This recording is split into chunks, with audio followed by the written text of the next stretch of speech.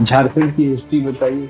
झारखंड कब अलग हुआ था? कितना एरिया है झारखंड का? अफगानिस्तान में हमको कोई सामान भेजना है, किधर से भेजेंगे हम? पाकिस्तान को टच नहीं करना है। विनोबा भावे जी बड़ा एक बढ़िया पंक्ति 4-5 पंक्ति लिखा है जिसको लोग गुनगुनाते रहता है। मैडम बताइए।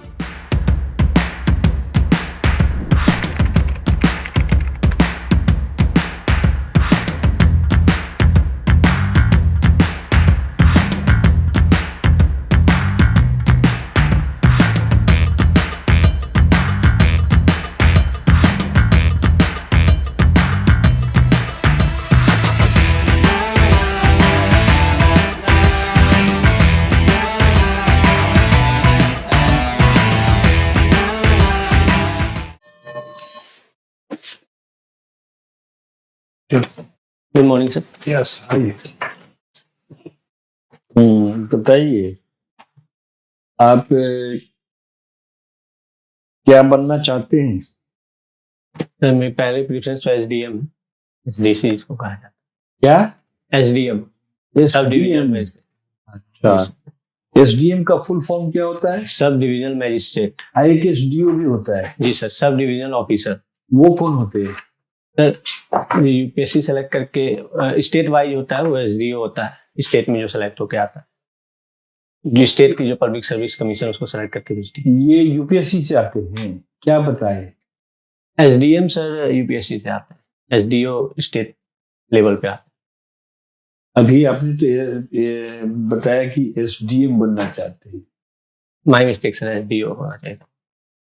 तो आप बिहार के रहने वाले हैं? नहीं सर, कहाँ के? झारखंड। झारखंड में एसडीओ एसडीएम अलग अलग होते हैं? वहाँ सर ऐसा है कि वहाँ भी एसडीओ ही होता है सर। एसडीएम यूपीएससी से ही हाँ, एसडीएम यूपीएससी से ही आता है। अच्छा। एसडीओ का फुल फॉर्म क्या होता है? Sub divisional officer. अच्छा, एसडीएम और एसडीओ दोनों अलग अलग व्यक्ति होते हैं? जी सर। नहीं, ऐसा नहीं है।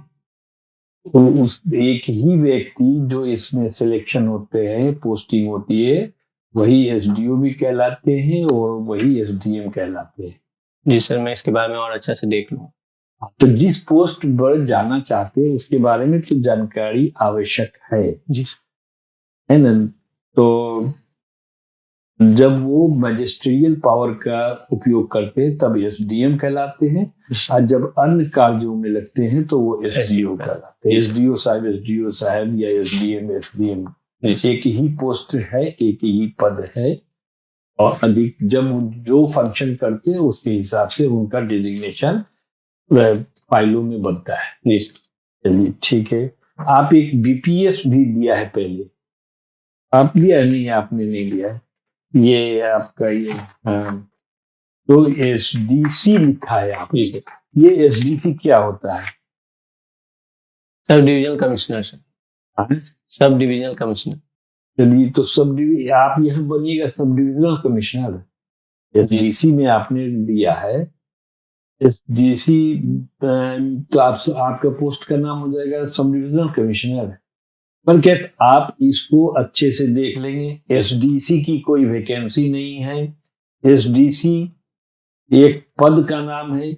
जब सिलेक्शन के बाद या तो एसडीओ में पोस्टिंग होगी ट्रेनिंग के बाद, या जिला में पोस्टिंग होगी, तो एक पद का नाम है एसडीसी सब deputy collector, senior deputy collector. क्या नाम है? Senior deputy collector. Senior deputy collector. तो इसको आप अच्छे से देख लीजिएगा। तो झारखंड ये बिहार की विधि व्यवस्था के बारे में जानते हैं?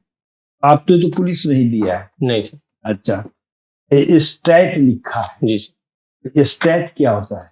तो state tax assistant commissioner. T कहाँ से आ गया इसमें? STAC sir. State tax assistant commissioner. तो आपने जो लिखा है स्टेट क्या होता है? STAC होगा सर, लगता है मेरा मिस्टेक है उस। चलिए ठीक है। आपके यहाँ जिला का हेड कौन होते हैं? DC sir. डीसी। और बिहार में जिला का हेड कौन होता है? DC sir. डीसी होता है। चलिए इसको भी आप देख लीजिएगा। और एसडीसी, आप डीसी का फुल फॉर्म क्या होता है? SDC sir. डीसी जो आपके यहाँ आप बोले डिस्ट्रिक्ट कलेक्टर। चलिए अभी इसमें तो आप बिल्कुल कुछ नहीं है। और आपका बीए में क्या है? हिस्ट्री से। हिस्ट्री है। झारखंड की हिस्ट्री बताइए। झारखंड कब अलग हुआ था? 15 नवंबर 2000 से। 15 नवंबर 2000। कितना एरिया है झारखंड का? एरिया है अभी याद नहीं। बिहार का एरिया कितना है? 94,163। बिहार में कितना एमपी का पोस्ट है? एमपी का सीट है 40 है लोकसभा में। और यहाँ की असेंबली में कितना सीट? 243। 243। 243। चलिए ठीक है। आप ये बताइए कि झारखंड में नक्सली वारदातें ज्यादा होती है। जी सर। क्यों? सर इसका तो 3 कारण है। पहली बात है कि वहाँ आदिवासी का इलाका ज्यादा है पड़ता है। तो आदिवासी आतंकवादी होते हैं? नहीं सर, क्योंकि उनका जल जंगल जमीन उनका मेन कोर एरिया रहता है। तो जब झारखंड अलग हुआ या पहले भी था तो ऐसा हुआ कि नक्सलिज्म क्यों पनपता है? सर इस डेवलपमेंटल इशू प्लस कल्चरल, उनको लगता है कि उनके संस्कृति पे ठेस पहुंचाया जा रहा है और उनको गवर्नमेंट से वो निर्वाह निर्देशन नहीं मिल पाता है जितना वो एक्सपेक्ट करते हैं, इसीलिए नक्सलिज्म पनपता है। बिहार में नक्सलिज्म है? कुछ एरिया जो झारखंड से सटा था उसमें था सर, लेकिन अब लगभग 2026 तक, क्योंकि हमने होम मिनिस्टर का वादा है कि खत्म कर रहे हैं, तो लगभग अब खत्म। पॉपुलेशन ग्रोथ ऑफ झारखंड और population growth of Bihar. Population growth sir Jharkhand का लगभग 11 से 12% है सर, और बिहार का भी अप्रोक्स नहीं पता है। नहीं सर, एग्जैक्ट नहीं पता है। बिहार की कौन सी बातें आपको आकर्षित करती हैं? सर बिहार का कल्चर बहुत पुराना है सर, और झारखंड का कल्चर नया है। जी सर, झारखंड तो अभी उनका कल्चर अलग है। झारखंड का आदिवासियों का झारखंड में रहते हैं ना? जी आप तो झारखंड की डोमिसाइल है। जी सर। हम सिर्फ बताया कि झारखंड की कौन सी बातें आपको आकर्षित करती है? झारखंड की सर वहाँ का नेचुरल सीनरी जो है सर, प्राकृतिक आवरण। बिहार में सर झारखंड से कहीं ना कहीं थोड़ा सा कम है, क्योंकि झारखंड जो है बिहार कम है थोड़ा सा। जी सर, वो आवरण में, प्राकृतिक आवरण में। बाकी यहाँ का जो कल्चरल कैपिटल के रूप में ये जो उभरा है वो मुझे आकर्षित करता है। आप रहने वाले हैं कोडरमा जिला के? जी सर। कोडरमा की चौहद्दी क्या है? सर वो नॉर्थ में गिरिडीह से लगता है, नॉर्थ में गया और नवादा से लगता है, साउथ में गिरिडीह हजारीबाग से लगता है। और नॉर्थ में कहाँ से लगता है बोले? नॉर्थ में सर गिरिडीह और हजारीबाग। अच्छा, साउथ में? साउथ में गया नवादा। और ईस्ट वेस्ट में? ईस्ट में लगता है सर, अभी याद नहीं कर। अच्छा, झुमरी तिलैया। जी सर। ये क्या है? झुमरी एक शहर है सर कोडरमा का। और क्यों प्रसिद्ध है? शहर तो है ही, और कुछ कारण है? हाँ सर, तिलैया डैम है वहाँ। तिलैया डैम है। मसानजोर कहाँ है? सर मसानजोर नहीं जानते सर। टूरिस्ट प्लेस है मसानजोर? नहीं पता है। नेतरहाट कहाँ है? नेतरहाट में पलामू में पड़ता है। वहाँ पे सब स्कूल है, रेसिडेंशियल स्कूल, और ऊंची जगह पे भी वो इसीलिए फेमस है। आपका सब्जेक्ट है हिस्ट्री? जी सर।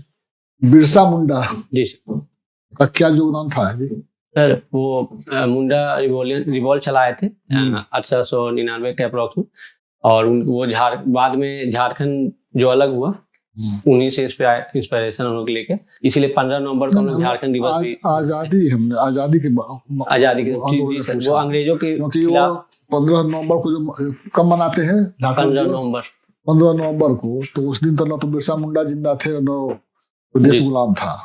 आजादी में क्या योगदान था उनका? अंग्रेजों के खिलाफ उन्होंने विद्रोह किया था, क्योंकि ट्राइबल्स का जो खुदकट्टी सिस्टम था मेन, और कल्चर था क्रिश्चियन मिशनरी। खुदकट्टी राइट क्या होता है सर? खुदकट्टी राइट में ऐसा होता है कि पूरा कम्युनिटी का एक जो जमीन होता है उसमें सबका मालिकाना होता है। जब ब्रिटिशर आए तो उसको वो जमींदारी सिस्टम जबरदस्ती लागू करने का कोशिश की, तो इसी के विरुद्ध में बहुत सारे ट्राइबल रिवॉल्ट हुए, जिसमें एक ये भी। खुदकट्टी राइट का मतलब हुआ कि हमने जिस खेत को बोया, मेरा जो डिसेंडेंट होगा, मेरा जो औलाद होगा, वो अभी उस खेत को जोतेगा। खुदकट्टी राइट उसी को है। अच्छा, आपने हम्बन टोटा का नाम सुना है? हम्बन टोटा पोर्ट, यस सर, श्रीलंका में। क्यों चर्चा में है वो? सर वो चाइना उस पे उसको लीज पे दे दिया गया था कितना दिन के लिए? लगभग सर 100 साल के लिए, जहां तक मैं याद तो कर ठीक है, तो अब वो श्रीलंका का पोर्ट है, चाइना को दिया, तो उसे हमको क्या सर प्रॉब्लम है? दिक्कत यहाँ ये आती है कि चाइना का आक्रामक नीति रहा है सर। अगर हम श्रीलंका के इतनी क्लोज में अगर भारत के वो चाइना रहता है तो कल को हम लोग के सुरक्षा के लिए वो दिक्कत करेगा। और चाबहार ईरान में है सर। उसका क्या इम्पोर्टेंस है? सर वहां से हम लोग सेंट्रल एशिया में जाने का कोशिश कर रहे हैं, उसके लिए INSTC कॉरिडोर भी बनाने का ट्राई कर रहा है इंडिया, कि हम लोग डायरेक्ट यूरोप तक पहुंच सके। तो उसमें वो बहुत बड़ा योगदान रखता है सर। अफगानिस्तान में हमको कोई सामान भेजना है, ठीक है, किधर से भेजेंगे हम? पाकिस्तान को टच नहीं करना है सर। वहां से ईरान से जो चबहार पोर्ट से भी भेज सकते हैं सर, और ग्वादर पोर्ट से भी भेज सकते हैं। ग्वादर पोर्ट से भी भेज सकते हैं? जी सर। अच्छा, आपका प्रोफेशनल है हिस्ट्री? जी सर। और आप झारखंड के हैं? जी सर। आपने BA हिस्ट्री ऑनर्स किया है? जी सर। किस कॉलेज से किया है? JJ college sir. ये क्या होता है नाम पूरा? Jagannath Jain college, VVU, Vinoba Bhave university में आता है? हजारीबाग। विनोबा भावे यूनिवर्सिटी हजारीबाग हेडक्वार्टर हुआ। विनोबा भावे कौन थे? सर वो स्वतंत्रता सेनानी से सर, उनका सबसे बड़ा योगदान 1940 में जब व्यक्तिगत सत्याग्रह चला तब वो पहले सत्याग्रही थे। विनोबा भावे का? जी सर। उनका कोई आंदोलन था? हाँ सर, भूदान। क्या आपको लगता है भूदान आंदोलन सक्सेसफुल है आज के इस परिप्रेक्ष्य में? जी सर, कहा जा सकता है, क्योंकि जब लैंड रिफॉर्म, जब देश आजाद हुआ तो सबसे बड़ी एक सरकार के सामने, भारत के सामने दिक्कत थी, जो बहुत सारे लोग थे, क्योंकि ब्रिटिशर का ऐसा सिस्टम रहा कि एक वर्ग को ही स्पेशली वो जमींदारी राइट ही सब दे दिए थे, तो उससे बहुत सारे लोग के पास जमीन नहीं था। तो जब भूदान आंदोलन आया तो बहुत सारे लोग प्रभावित होकर अपने दान दिए, और उसे लैंड रिफॉर्म में भी कहीं ना कहीं हेल्प मिला, जो सरकार चाह रही थी और भारत भी चाह रहा था। विनोबा भावे जी बड़ा एक बढ़िया पंक्ति, 4-5 पंक्ति लिखा है जिसको लोग गुनगुनाते रहता है, बारे में बताइए। नहीं सर, मुझे इस बारे में नहीं पता। चलिए कोई बात नहीं। हिस्ट्री में आपका जो ये ट्राइबल मूवमेंट है, जी सर, आप एग्रेरियन समझ रहे हैं क्या? कृषि, जैसे चंपारण हो गया, चंपारण मूवमेंट। नहीं, एग्रेरियन विभागा मूवमेंट। हाँ, नहीं समझ गया आप। चलिए आपको आप सिंपल ट्राइबल मूवमेंट में शुरुआत कब से हुआ था?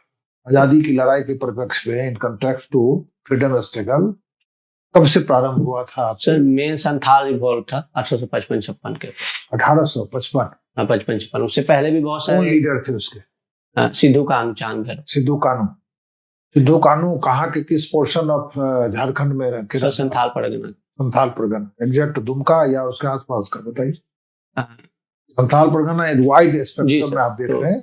अब बताइए, लोकलाइज बताइए कि कहाँ के रहने वाले। जैसे हम बताएं पटना, बिहार में पटना बताएंगे, समस्तीपुर बताएंगे, नहीं बिहार का। सर वो मेजॉरिटी तो भोगनदी गांव के थे। हाँ, लगभग अभी वो दुमका, बिरसा मुंडा। हाँ, भगवान बिरसा मुंडा का था। क्यों भगवान बिरसा मुंडा का? सर क्योंकि जो बिरसा रिवॉल्ट रहा वो बस अंग्रेजों के खिलाफ नहीं था, आंतरिक प्यूरिफिकेशन, इनर प्यूरिफिकेशन के लिए वो बहुत सारे काम किए। हाँ। जैसे मांस मदिरा छोड़वाना, वो हड़िया कहा जाता है वहां पे जो पीते हैं लोग, और उससे नशा कहीं ना कहीं होता है, तो उसको छोड़ने पे जोर दिए, और एक पत्नी रखने पे भी वो जोर दिए। तो ये भगवान बिरसा मुंडा इस परिप्रेक्ष्य में किया गया कि वो इनर रिफॉर्म और आउटर रिफॉर्म दोनों में जोर दिए थे। जोहार क्या है? जोहार क्या है? जोहार सर जी, सर नमस्ते बोलने का एक तरीका है। आप नमस्ते किए? नहीं सर, मैं गुड मॉर्निंग से किया। गुड मॉर्निंग किए तो चलिए आपका एक रेफरेंस वो भी दे देते तो लगता है कि भाई चलो वहां का भी हम लोग बिना क्वेश्चन पूछे आपके बारे में जान के। Non tribal chief minister of Jharkhand? जी सर, रघुवर दास। रघुवर दास। ये ट्राइबल नहीं थे क्या? नहीं सर। अभी क्या है वो तो अभी उड़ीसा के गवर्नर है सर, शायद। गवर्नर से हटे? गवर्नर सर के उसके बारे में तो नहीं। कोई बात है, हो गया आपका।